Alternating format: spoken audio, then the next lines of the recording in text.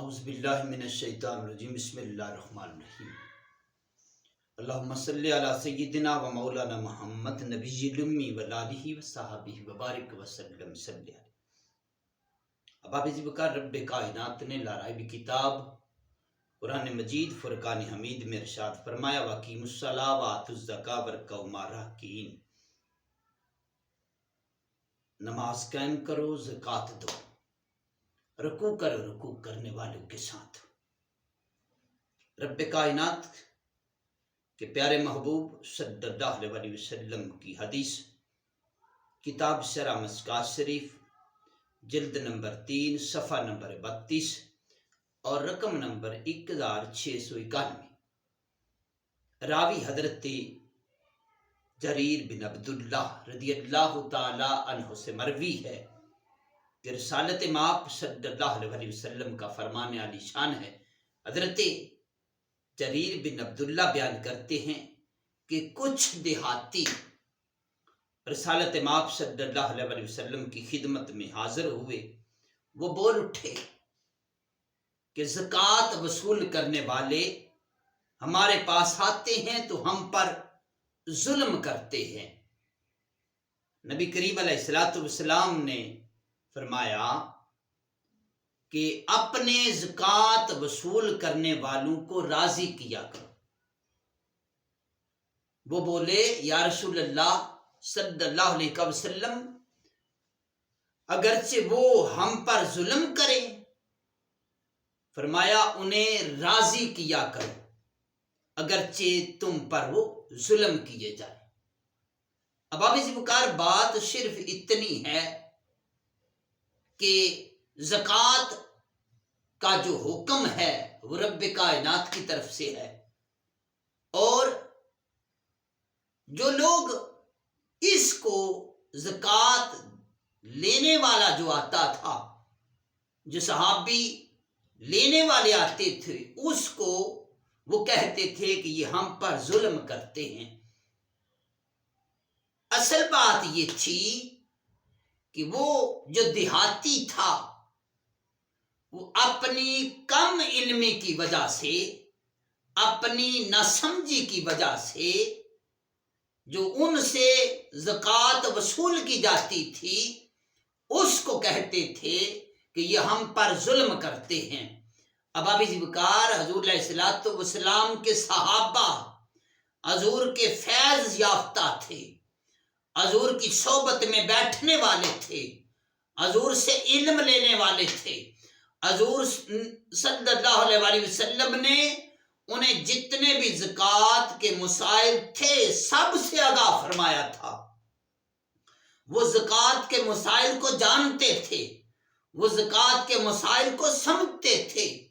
اس لیے حضور علیہ السلام نے ان صحابہ کو زکوٰۃ کے لیے مامور فرمایا تھا کہ آپ نے زکوٰۃ وصول کرنی ہے. تو اب ابھی ذبکار کبھی بھی حضور کا صحابی کسی پر ظلم نہیں کرتا، کسی پر زیادتی نہیں کرتا، کسی پر ظلم نہیں کرتا. اب ابھی ذبکار یہ تو انسان ہیں. انبیاء کے جو صحابہ ہیں وہ کیڑے مکوڑوں پر بھی ظلم نہیں کرتے، اشرات پر بھی ظلم نہیں کرتے، چمٹیوں پر بھی ظلم نہیں کرتے. جیسا کہ رب کائنات نے لارائب کتاب میں ارشاد فرمایا کہ تمہیں کچل نہ ڈالیں سلیمان علیہ السلام اور ان کے لشکر بے خبری کے عالم میں. اب اب ذبکار حضرت سلیمان علیہ السلام، لشکر سلیمانی کی بات ہو رہی ہے. وہ حضرت سلیمان علیہ السلام کا جو لشکر جا رہا تھا، آگے سے چمٹیوں میں ایک چمٹی بولی، اس نے کہا کہ تم اپنی بلوں میں داخل ہو جاؤ، اپنے سوراخوں میں گھس جاؤ کہ حضرت سلیمان علیہ السلام اور ان کا لشکر آ رہا ہے. کہیں بے خبری کے عالم میں تمہیں پاؤں تلے روند نہ دیں، کچل نہ دیں.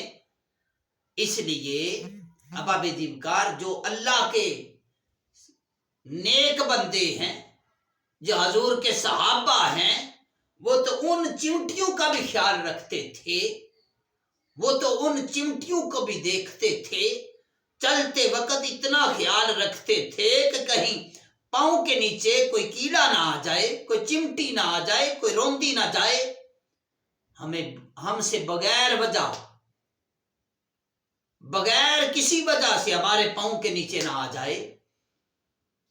تو جو حضور کے صحابہ تھے ان کی شان کا کیا عالم ہے، وہ تو حضور علیہ الصلوۃ والسلام سے فیض حاصل کرنے والے تھے، وہ تو حضور سے علم لیتے تھے، وہ تو سارے مسائل سے آگاہ تھے، نماز روزہ زکوٰۃ کے جتنے مسائل تھے وہ تو جانتے تھے حضور کے جو صحابہ تھے۔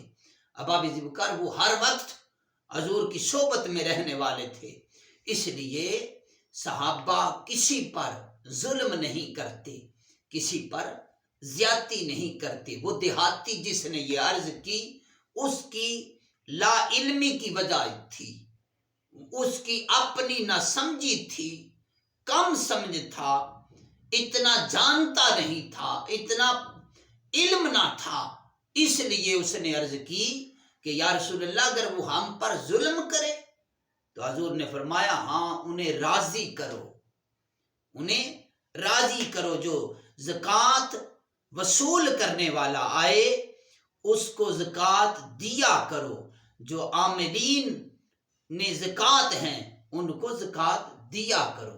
اب آپ ذوالفقار خالق کائنات مالک ارض و سماوات کی بارگاہ میں دعا کرتے ہیں رب کائنات ہمیں بھی ان کے احکام پر عمل کی توفیق عطا فرمائے، رب کائنات ہمیں بھی اپنے مال سے اللہ کی راہ میں دینے کی توفیق عطا فرمائے۔